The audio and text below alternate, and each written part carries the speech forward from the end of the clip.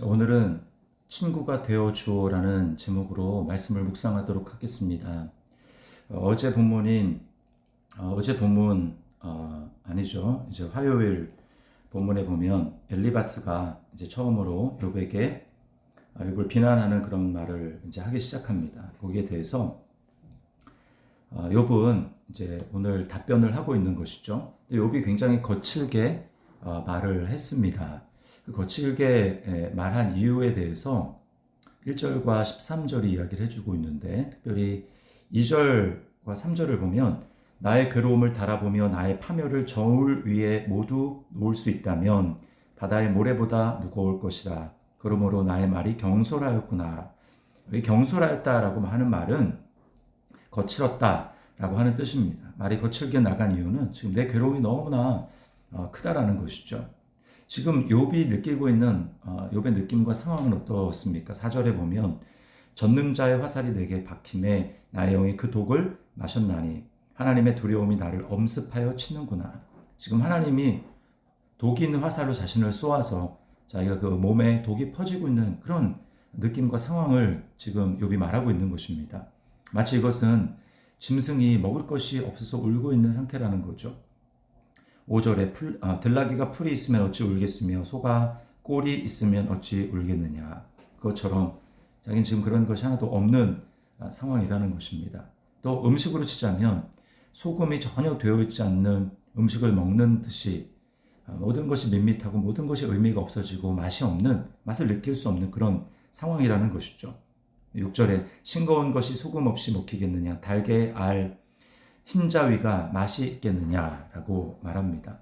이렇게 너무나 고통이 무겁고 힘들기 때문에 욥의 소망은 하나님의 손에 그냥 확 죽어버렸으면 좋겠다. 하나님이 자신을 손대서 자기 스스로 생명을 끊는 것은 죄라는 것을 알고 있으니까 하나님의 손에 치심을 받아 자기가 고난의 끝자락에 있는 것이 아니라 그냥 죽었으면 좋겠다라고 이야기를 합니다. 그래서 9절에 보면 이는 곧 나를 멸시하기를 기뻐하사 하나님이 그의 손을 들어 나를 끊어버리실 것이라. 그게 자기 소망이라는 거죠. 자신은 지금 이런 상황이 있기 때문에 이런 상황이 더 오래 지난다고 하면 기력이 없어서 자기도 더 이상 버티지 못할 것 같다고 이야기를 합니다.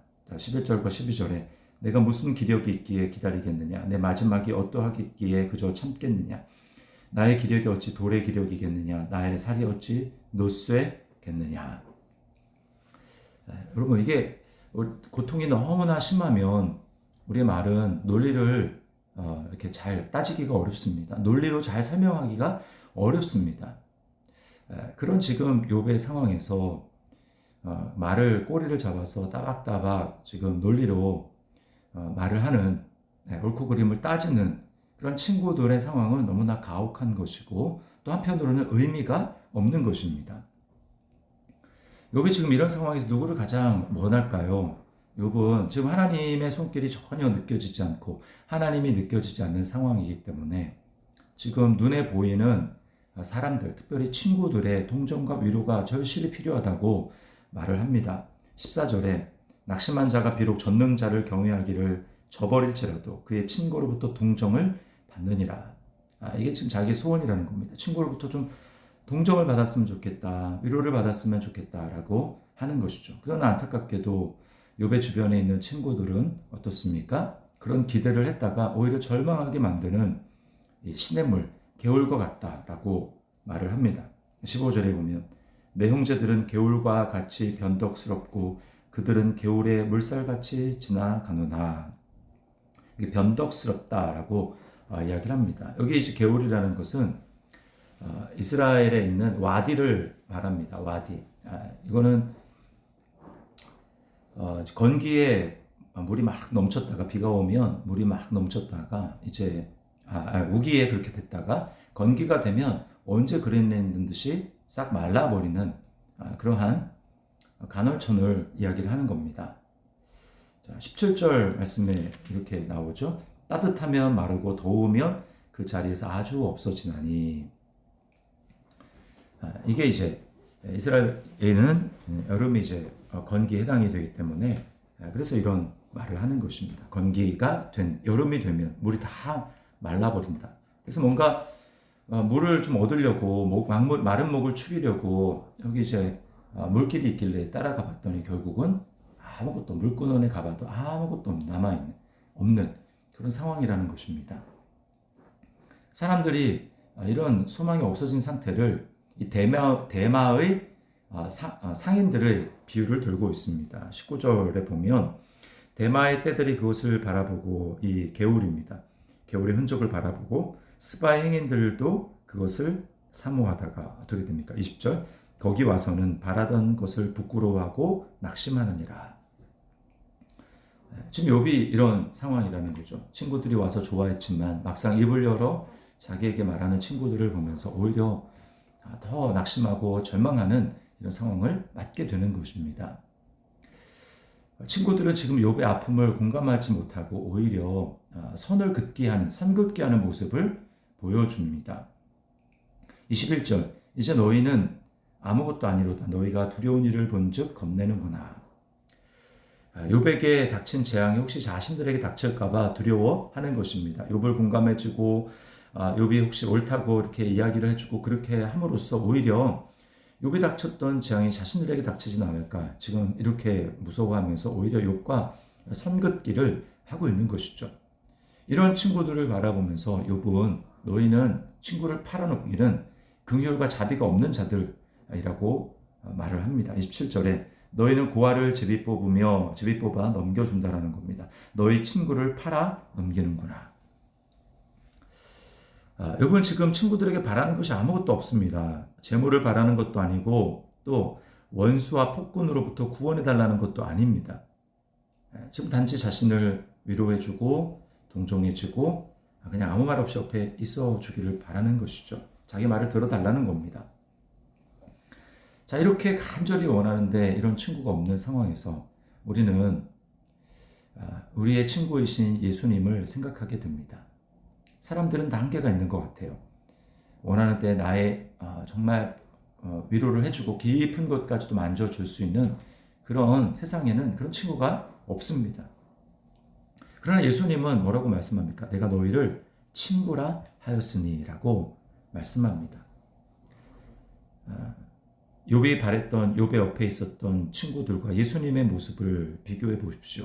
예수님은 욥은 친구들에게 바라는 것이 없다. 그냥 옆에만 있어달라고 하지만 예수님은 어떻습니까? 자신의 모든 것을 내어주고 끝까지 사랑하시는 친구입니다.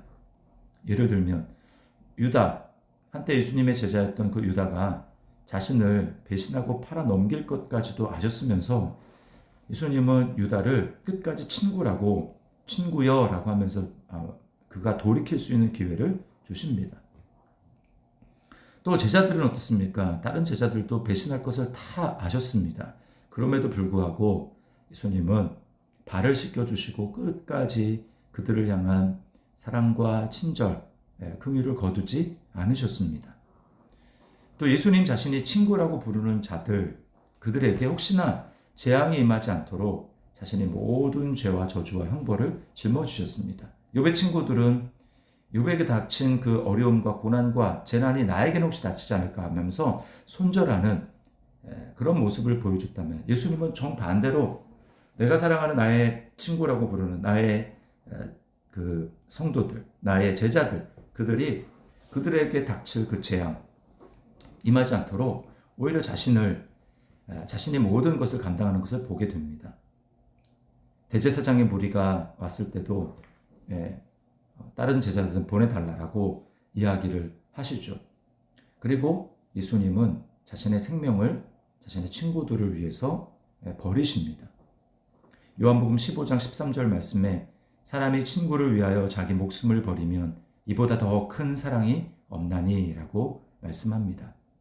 주님은 친히 모범을 보여주셨어요. 내가 너를 친구라 그리고 끝까지 사랑한다 라고 말씀하셨는데 그 사랑은 무엇입니까? 자신의 목숨을 버리는 것이었습니다.